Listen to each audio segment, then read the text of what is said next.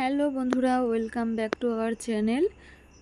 সকলকেই জানাই শুভ সকাল, গুড মর্নিং। আশা করছি তোমরা সবাই ভালো আছো আর আমিও খুব ভালো আছি। তো আমরা কোথায় যাচ্ছি সেটাই তোমাদেরকে বলবো। দেখো, রেডি হয়ে নিয়েছি আর মেয়ে আমার কান্নাকাটি শুরু করে দিয়েছে। তো আমরা যাচ্ছি একটু পাগলাখালি পুজো দিতে, তার জন্য অনেক সকাল সকাল ঘুম থেকে উঠেছি। আমি সেই 5টার সময় উঠে বাসি কাজ করে স্নান করে রেডি হয়ে নিয়েছি। তারপরে আমাকে ফোন করে জানানো হয় যে ওরা 9টার দিকে যাবে। তো আমি তার জন্য কাজমাজ করে রেডি হয়ে তারপরে মেয়েকে রেডি করিয়ে নিয়ে এই যে সবাই মিলে বেরিয়ে পড়লাম পাগলাখালির উদ্দেশ্যে। তো চলো যাওয়া যাক, তোমরা সম্পূর্ণ ভিডিওটা দেখো, কেউ স্কিপ করো না।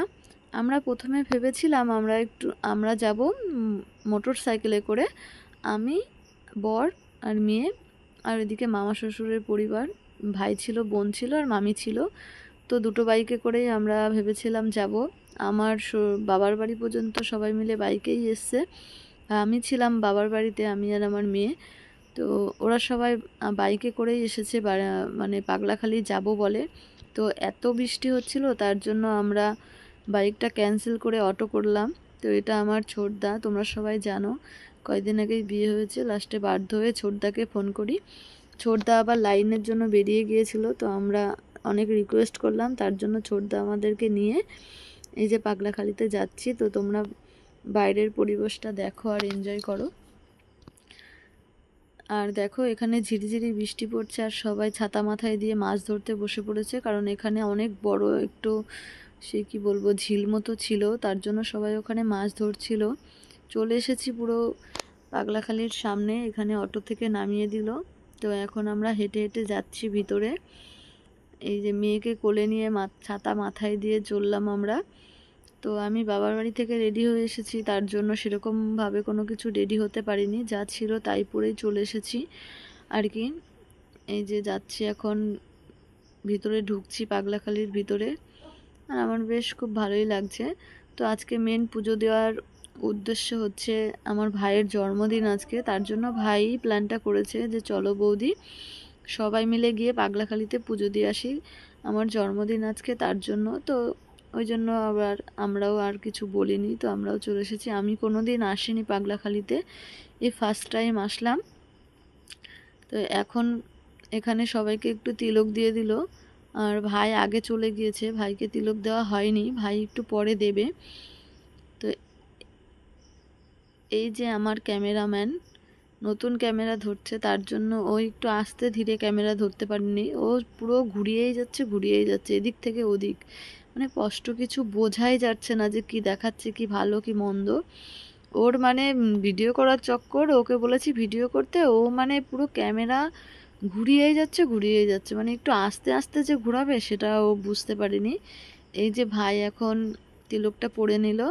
তো এটা আমার মামি শাশুড়ি। এখন আমরা একটু বাটা কিনবো, তারপরেই ভিতরের দিকে যাব, তার আগে যাব না, কারণ বাটা নিয়ে গেলে আবার রিটার্ন আসতে হবে বাটা নেওয়ার জন্য। তো এখানে সবাই ডাকছিল যে আমাদের দোকানে আসো, মানে যে যার কাজে ব্যস্ত আর কি। তো এই যে মেয়েকে অনেক কষ্ট করে বুঝিয়ে সুজিয়ে বাইরে বের করিয়ে নিয়ে আসা হলো। ও ওই মন্দিরে ঢুকে বসে পড়েছে দুষ্টুমি করার জন্য, ওখানে অনেক বাচ্চা ছিল, ওরা সবাই খেলা করছিল, তার জন্য মেয়ে বলছে আমি এখানেই খেলা করব, আমি যাব না। তো মেয়েকে বুঝিয়ে সুজিয়ে নিয়ে আসা হলো।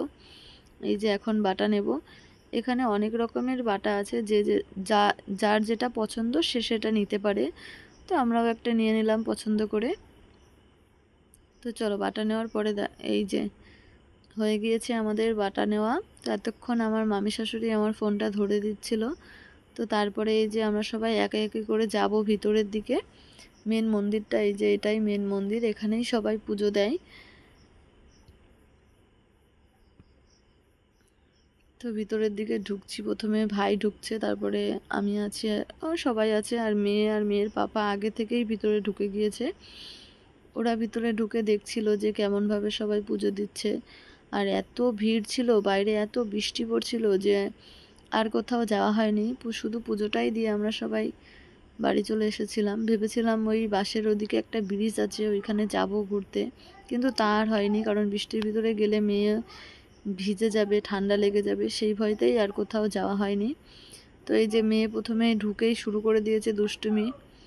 ওর তো যেখানেই যাই দুষ্টুমি চলতেই থাকে, ওর কোনো ভয় নেই, কিছু নেই শরীরে। যে দেখো এত লোকের ভিতরে ওকে যত বলছি মা হাত ধরো কিংবা পাপার কোলে ওঠো, ও কিছুতেই শুনছে না। এই যে সব রেডিমেডি করে এখন বসে পড়েছি পুজো দিতে। এতটা ভিড়, ঠিক করে কেউ পুজোই দিতে পারছে না। আর এখানে একটা ভদ্রলোক আছে, উনি শুধু তাড়া দিচ্ছে তাড়াতাড়ি করো তাড়াতাড়ি করো। তো সেইভাবে পুজো দেওয়া হচ্ছে না। তো ওখানে বসে পড়েছি। এদিক থেকে বর আমাকে ডাকছিল যে তুমি এদিকে আসো, এদিকে ফাঁকা আছে, তুমি এখান থেকে ভালো করে পুজো দিতে পারবে। কিন্তু ওইখানে এতটা ভিড় আমি বেরোতেই পারছিলাম না। দিয়ে তারপরে আমি বললাম যে থাক, আমি এখান থেকেই দিচ্ছি।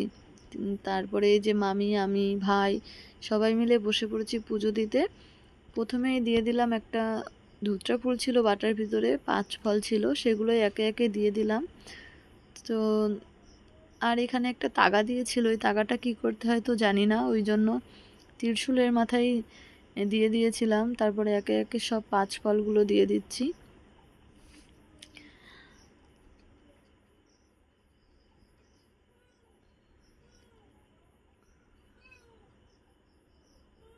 এই যে আমি পুজো দিচ্ছি, তোমরা সবাই দেখো।